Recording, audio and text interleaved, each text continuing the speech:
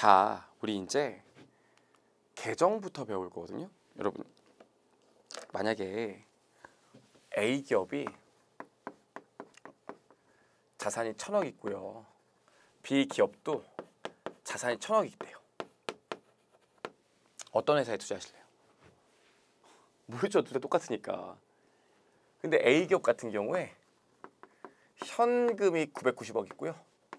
나머지로 건물이 10억짜리 있대요. B기업 같은 경우엔 현금이 한 100억 있고요.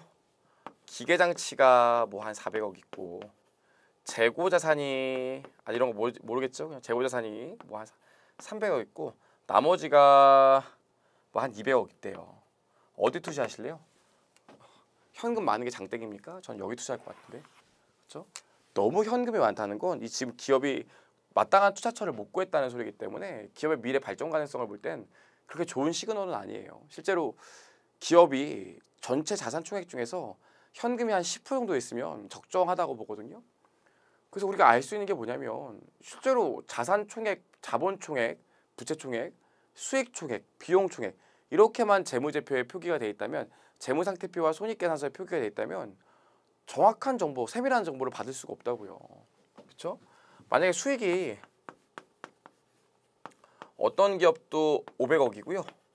어떤 기업도 500억이래요. 수익의 총액만 놓고 보면 똑같지만 그게 아닐 수도 있다고요.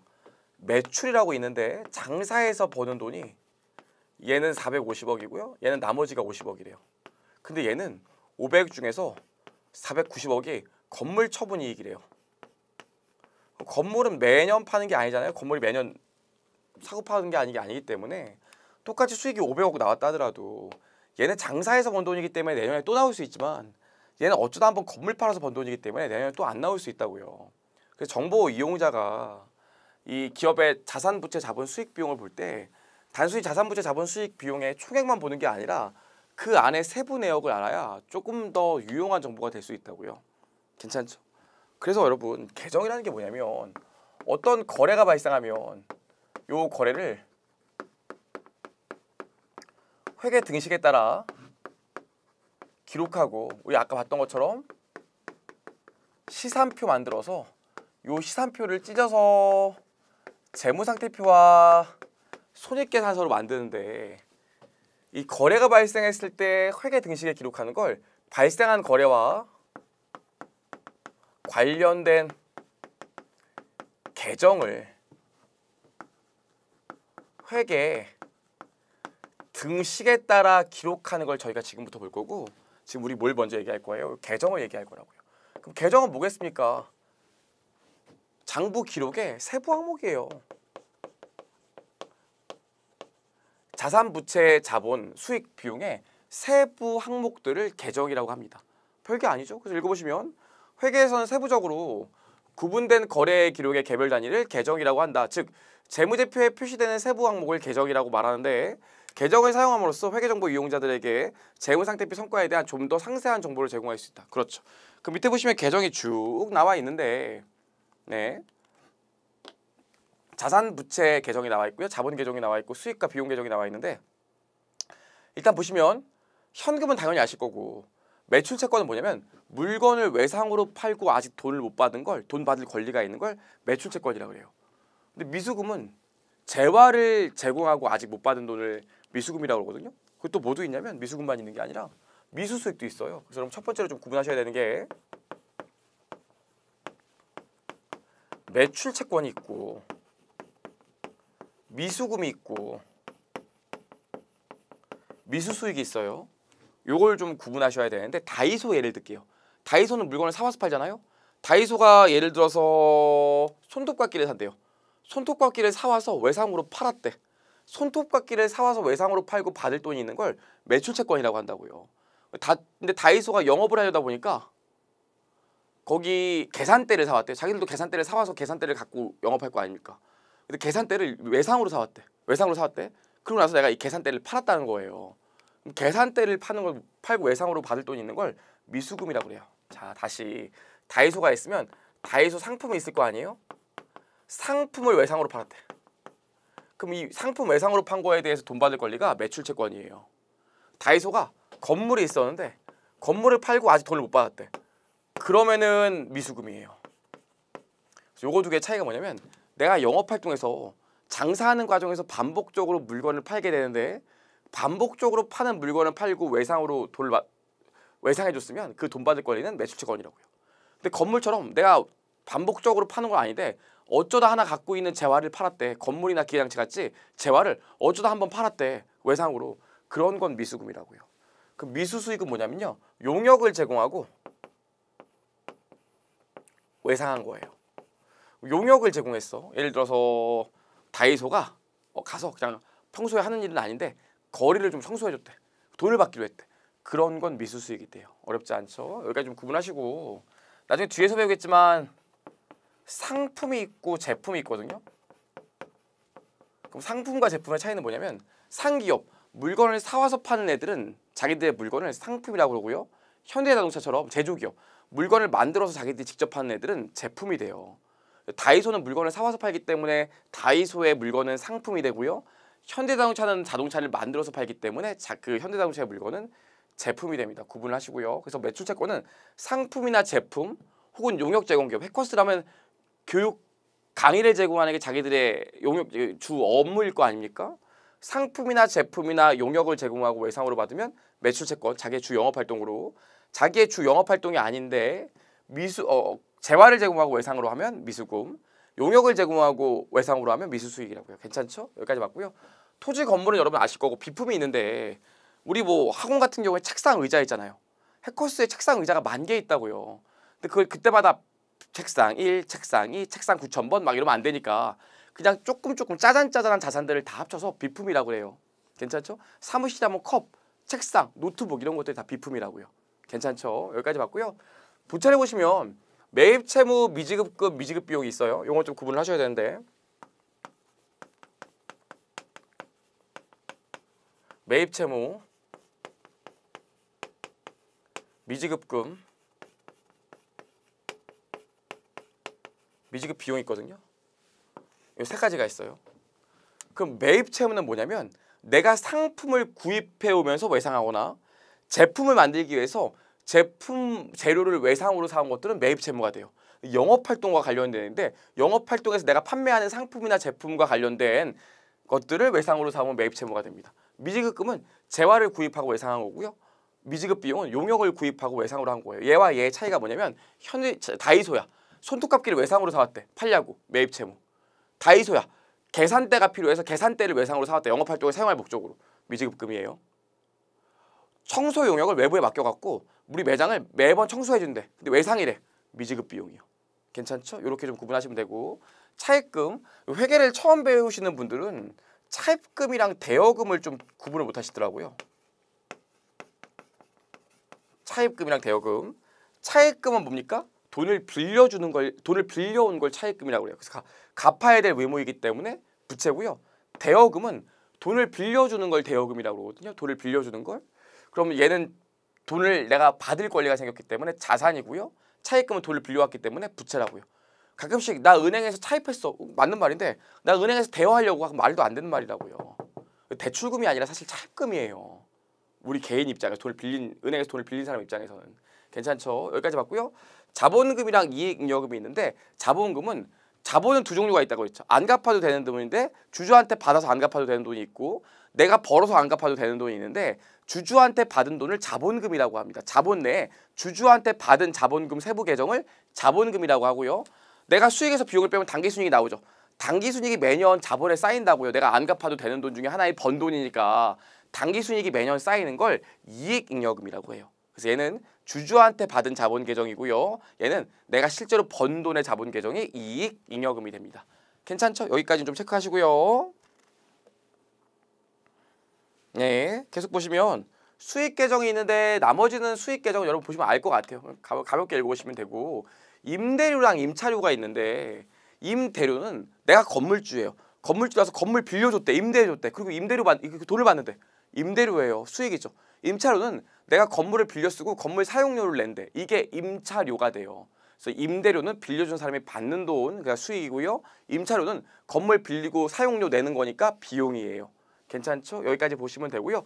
법인세 비용은 정부한테 기업들이 세금 내는 걸 기업이 정부에게 세금 내는 걸 법인세라고 합니다. 그럼 세금 낸 거에 대해서도 비용 처리해야 되기 때문에 그걸 법인세 비용이라고 합니다. 괜찮죠? 여기까지요. 자, 그래서 우리가 이 계정까지는 봤고요. 그럼 계정까지 지금 얘기를 하고 나면 다시 돌아와서 어떤 거래가 발생하면 그 거래와 관련된 계정을 회계 등식에 따라 기록하는 걸 뭐라고 그러냐면 걔를 그 유명한 분계라고 해요. 속칭 회계처리라고 합니다. 저희 뒤에서 신용분석사 공부할 때 회계처리를 하나씩 다 써보고 그럴 필요는 없지만 중간중간에 설명할 때 제가 회계처리를 좀 할 거기 때문에 회계처리가 어떻게 그려지는 건지 또 제가 회계처리를 그리면 회계처리를 읽을 수는 있어야 되거든요. 그래서 지금부터 우리가 뭘 배울 겁니까? 분계, 다른 말로 회계처리를 배울 거고요. 회계처리가 뭐라고? 거래가 발생했을 때 그 거래와 관련된 계정을 회계 등식에 따라 기록하는 걸 회계처리라고 한다고요. 괜찮죠? 그래서 교재 보시면 재무제표 도출 과정 중에 대무제표 도출 과정이 나오는데 그게 요 과정이에요. 가볍게 읽어보시면 되고요. 밑에 보시면 분계의 의미와 그 다음 페이지에 분계의 의미와 방법이 나와 있는데 분계가 뭔지도 얘기를 했습니다. 분계의 절차를 보면 분계의 절차는 세 가지가 있어요. 첫 번째로 어느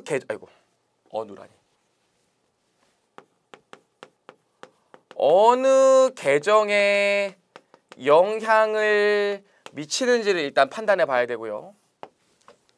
두 번째로 어느 계정에 영향을 미치는데 그게 계정에 증가 또는 감소인지 혹은 발생 또는 취소인지를 좀 따져봐야 됩니다. 일반적으로 자산과 부채와 자본은 재무상태표 항목이라 쌓이는 개념이라고요. 내가 전년도에 현금이 2억 있었는데 올해 2억 벌었대요. 그럼 12억 있겠잖아요. 12억 있을 거 아닙니까? 올해 말에는. 내가 전년도에 현금이 10억 있었는데 올해 5억 벌고 3억 썼대요. 그럼 기말에 12억 있겠죠. 그래서 자산과 관련된 계정, 부채와 관련된 계정, 자본과 관련된 계정은 증가와 감소 계정이라고요. 재무상태표에 쌓이거든요. 하지만 저희 와이프가 그래요. 오빠 얼마 벌었어? 나 100억 벌었어. 대박 진짜로? 아니 태어나서 지금까지. 이런 의미가 없잖아요. 그래서 오빠 얼마 벌었어? 그러면 올해 1월 1일부터 12월 31일까지 2억 벌었어. 이렇게 얘기하는 게 정확한 거 아니겠습니까? 그래서 비용은 매년 쌓이는 개념이 아니에요. 올해 1월 1일부터 12월 30일까지 1억 벌었으면 다음 연도부터는 0부터 다시 시작해야 다음 연도에 얼마나 벌었는지 알 거 아닙니까? 자산, 부채, 자본과 다르게 수익과 비용은 올해 1월 1일부터 12월 30일까지 딱 있고 그 다음 연도 되면 사라진다고요. 그래서 자산과 수익과 비용은 증가와 감소 개념이 아니라 수익을 벌거나 취소하는 개념이 있다고요. 저도 신용분석사 강의 팔면 진짜 거짓말 안 하고 한 달에 신용분석사 강의가 한 달에 한 500개 정도 팔리거든요. 진짜 감사해요. 덕분에 참 고맙습니다. 이게 한 500개 정도 팔리는데 환불도 한 20개 된다고요, 보통. 그럼 500개 팔렸을 때 수익이 발생한 거고 환불되면 수익이 취소되는 거 아니겠습니까? 그래서 수익과 비용은 발생과 취소 개념, 자산과 부채는 증가와 감소 개념 따라오시겠죠? 그리고 우리가 어느 계정이 얼마만큼 증가하고 얼마만큼 감소하고 얼마만큼 발생하고 얼마만큼 취소하고 그것도 중요하지만 얼마인가도 중요할 거 아닙니까? 그래서 얼마나. 세 번째로 금액이 얼마인지도 따져봐야 된다고. 그래서 분계의 절차가 요 세 가지로 나눠지고요. 우리가 분계와 관련해서 중요한 논리가 세 가지 있어요. 어떤 거래를 회계 등식에 따라 계정별로 기록할 때 논리가 세 가지가 있는데 그 논리를 먼저 좀 얘기하면 첫 번째로 뭐가 있냐면 중요한 논리가 항상 여러분 회계 등식을 보면 자산이 있었고 여러분 기준으로 이쪽에 비용이 있었고 여러분 기준으로 오른쪽에 부채, 자본, 수익이 있었잖아요. 이쪽을 뭐라고 그러냐면 이제는 차변이라고 그럴 거예요. 이게 왜 차변인데요? 몰라요. 이탈리아의 그 루카 파치올리 형이 몇백 년 전에 만든 거라고요. 여기를 대변이라고 할 거예요. 아니 왜냐면 우리가 이제 앞으로 계정별로 기록을 할 건데 계정별로 기록할 때마다 요거 그리고 요 밑에 막 써놓는 게 너무 복잡하잖아요. 이렇게 할 수는 없으니까 앞으로는 그냥 자산과 비용의 합계 이쪽을 차변 쪽이라고 하고요. 부채와 자본 수익 쪽 이쪽을 그냥 비용 대변 쪽이라고 할 거예요.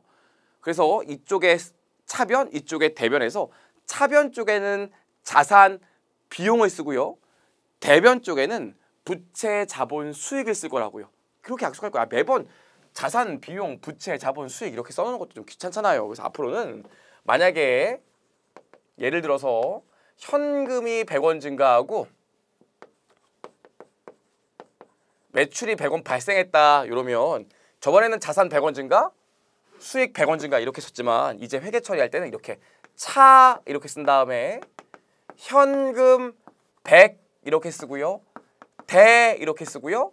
매출 100 이렇게 회계 처리할 겁니다. 괜찮죠? 어렵지 않죠? 봐봐요. 분기 순서 어느 계정에 영향을 미치는지. 현금과 매출이 있었으니까 현금과 매출 계정에 영향을 미칠 거고 증가와 감소와 발생과 취소를 보면 현금이 증가했고 매출이 발생했잖아요. 얼마만큼? 100원만큼. 그래서 요 순서에 따라 기록을 한 건데 자산은 차변에, 비용은 차변에, 부채와 자본과 수익은 대변에 이렇게 표기하고 이렇게 기재해 주는 거라고요. 다만 이때 제일 중요한 게 뭐냐면 회계 처리의 첫 번째 논리가 차변과 대변의 합계는 항상 일치해야 돼요. 아니 회계 등식이랑 똑같은 말 아닙니까? 그러니까요. 회계 등식도 항상 양쪽이 일치해야 되잖아요. 회계 처리할 때도 차변에 기록하고 대변에 기록할 때 이 기록할 때 차변과 대변의 합계가 일치해야 된다고요. 이게 우리들의 약속이에요. 무조건 회계 등식에 따라. 그래서 회계 처리할 때 첫 번째 논리가 차변과 대변의 합계가 항상 일치해야 돼. 차변의 합계와 대변의 합계가 항상 일치해야 돼. 요걸 우리가 뭐라고 그러냐면 대차평균의 원리라고 합니다. 대차평균의 원리. 그래서 이게 진짜 이런 말 그렇지만 저희 회계가 일본말 따온 게 되게 많거든요. 일본은 요 순서로 읽잖아요. 그래서 원래 차대 평균의 원리여야 되는데 일본이 요 순서로 가기 때문에 대차평균의 원리가 됐어요. 재무상태표도 옛날에는 대차대조표라고 불렀거든요. 원래 차대 대조표여야 되는데 일본식 표현을 따라가다 보니까 대차대조표가 된 거라고요. 괜찮죠? 여기까지요. 그래서 회계 처리하는 분기하는 첫 번째 논리가 자산과 비용은 차변에, 부채, 자본, 수익은 대변에 기재하고 양쪽을 기재했을 때 양쪽의 숫자의 합계는 항상 대차평균의 원리에 따라 일치해야 된다. 여기까지 왔습니다. 근데 문제가 있어요, 여러분. 두 번째 논리를 볼 건데 두 번째 논리요. 두 번째 논리를 볼 건데 이런 게 있다고요. 만약에 현금 100원을 지급하고요. 차입금을 100원을 상환했대요. 이거 회계 처리 어떻게 해야 돼? 일단 돈을 빌려왔을 때는 차변, 대변 쓰고요. 돈을 빌려왔을 때는 현금이라는 자산이 증가하니까 차변에 100 쓰면 되고요. 차입금이라는 부채가 증가할 거니까 차입금 100 쓰면 되겠죠. 이렇게 회계 처리를 하고 나서 현금 100원을 지급하고 차입금을 갚았대요. 그럼 회계 처리가 어떻게 돼요? 차변, 대변에서 하변, 대변에서요. 현금은 차변 쪽이라고 그랬으니까 여기 쓰면 되겠죠. 근데 갚았으니까 현금 마이너스 100원. 차입금은 부채니까 대변에 기재하는데 갚았으니까 차입금 마이너스 100원. 이러면 또 저희가 심란하다고요. 나만 심란한가? 심란하죠. 왜 심란해? 마이너스 오는 거 싫다니까요. 그래서 우리가 어떻게 약속하기로 하냐면 기본적으로 자산은 지울게요. 기본적으로 차변을 보시면 여기 대변을 보시면 자산은 차변 항목이기 때문에 자산을 차변에 기재하면 자산이 그만큼 증가했다는 뜻이에요. 근데 차변에 또 숫자 마이너스 쓰면 우리 헷갈리니까 차변 항목인 자산을 대변에 기재하면 그거 자체가 감소했다는 뜻으로 표기하기로 약속을 했다고요. 그럼 아까도 어떻게 해? 현금 100원 지급하고 부채 갚을 때는 현금을 차변이 아니라 대변에 기재한다고요. 플러스로. 원래 자리 반대쪽에 기재하는 거 아닙니까? 그럼 이게 뭘 의미한다고? 현금이 100원 줄었다는 걸 의미한다고요. 차입금도 원래 대변 자리인데 이쪽에 쓴다고요. 그럼 우리가 뭘 할 수 있어요? 아, 부채가 줄어들었으니까 현금 나가면서 부채 갚았구나 하는 걸 알 수 있겠죠. 그렇죠? 그래서 우리 약속의 약속. 자산은 증가하면 차변에 쓰고요. 감소하면 대변에 씁니다. 원래 자리가 자산이니까. 그럼 부채도 어떻게 돼? 부채도 원래 자리가 대변이기 때문에 증가할 때는 대변에 쓰지만 감소할 때는 차변에 쓴다고요. 괜찮죠? 아이고. 괜찮죠? 마이너스는 이렇게 기재할 거예요. 그럼 자본도 어떻게 되겠어? 자본도 기본적으로 대변 항목이기 때문에 자본도요. 증가할 때는 원래 자리인 대변에 써주고 자본이 줄어들 것 같으면 차변에 기재하면 돼요. 괜찮죠? 그럼 수익은 어떻게 될까요? 수익은. 예를 들어서 100원 매출했대요. 그럼 회계 처리 어떻게 하면 돼요? 차변 대변에서 현금 100원 들어오면 차변에 기재했기 때문에 현금이 증가했다는 거 알 수 있죠? 여기 뭐 써줘? 매출이라는 수익 계정으로 100원 써주면 수익이 발생했다는 걸 알 수 있다고요. 근데 환불해달래. 20원 정도 환불해달래. 그럼 어떻게 해주면 돼요? 환불하면 현금이 나가니까 대변 쪽에 현금 20 기재하면 현금이 나갔다는 거 알 수 있고요. 그만큼 발생된 수익도 취소됐기 때문에 차변에 기재하면 된다고요. 괜찮죠? 그래서 수익은 발생하면 대변에 기록하고요. 취소되면 차변에 기록해요. 그럼 같은 논리로 비용도 어떻게 되겠어요? 비용도 같은 논리로. 비용은 원래 차변 항목이기 때문에 비용이 발생하면 차변에 기록하고요. 비용이 취소되면 대변에 기록하면 되겠죠. 이게 다예요. 이게 두 번째 논리입니다. 어렵지 않죠? 원래 자리 반대쪽에 써주면 감소나 취소로 처리한다. 원래 자리에 써주면 증가나 발생으로 처리한다. 괜찮죠? 여기까지. 여기까지 우리 회계 처리의 두 번째 논리 봤고요. 세 번째 논리 하나만 더 보시면 돼요. 세 번째 논리로 뭐가 있냐면 사실 1번과 2번의 응용이라고 할 수 있는데 보세요. 건물 100원짜리가 있는데 이걸 현금 120원 받고 처분했대요. 이거 회계 처리 어떻게 됩니까? 건물 100원짜리를 현금 120원에 처분했대요. 그럼 우리 배운 대로 하면 되겠죠? 건물이라는 자산을 처분했으니까 건물이 없어질 거 아닙니까? 그럼 자산이 없어지니까 감소하니까 대변에 기재해야겠죠? 원래 자리 반대쪽에 금액은 100원. 현금이라는 자산이 들어오니까 차변에 기재해서 현금 증가로 120원 기재하면 되겠죠. 그럼 나온 걸 다 회계 처리했어요. 나온 걸 다 회계 처리했는데 어떤 문제가 있나요? 문제가 있어요, 없어요? 문제가 있죠. 어떤 문제가 있습니까? 대차가 안 맞잖아요. 무조건 회계 처리하면 차변과 대변의 합계가 일치해야 된다니까요. 안 맞잖아요, 지금. 차변과 대변의 합계가. 그럼 어떻게 하면 돼? 나머지는 플러그 인 하라고 그랬다고요. 끼워 넣으라고 그랬다고요. 그럼 요 20원이 대차가 안 맞네. 20원이 뭐겠어요?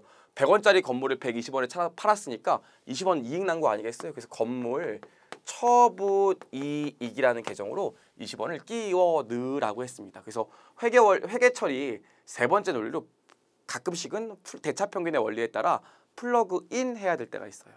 괜찮죠? 여기까지 왔어요. 그럼 만약에 건물을 70원에 처분했으면 어떻게 될까요? 이것도 회계 처리 보면 차변 대변에서요. 건물 100원짜리가 없어지고 현금 70원이 증가하니까 어디가 또 대차가 안 맞죠? 이쪽이 대차가 안 맞죠? 여기다 30 끼워 넣은 다음에 뭐라고 쓰면 돼? 100원짜리 건물을 현금 70원에 처분했으니까 손실 봤죠? 그래서 이쪽에 처분 손실로 기재하면 됩니다. 이게 다예요. 여러분 거래에 대해서 회계 처리한 논리가 이게 다라고요. 괜찮죠? 여기까지 왔어요. 여기까지. 그래서 교재 보시면 지금 제가 얘기했던 얘기들이 쭉 나와 있어요. 쭉. 여러분 읽어보시면 돼요. 제가 지금 얘기한 게 쭉 나와 있으니까 읽어보시면 되고요. 여러분 잘 읽어보시라고 제가 진짜로 회계원리 책에 준한 회계원리 시중에 파는 회계원리 책이랑 거의 비슷한 정도의 양을 서술해 놨으니까 읽어보시면 되고요.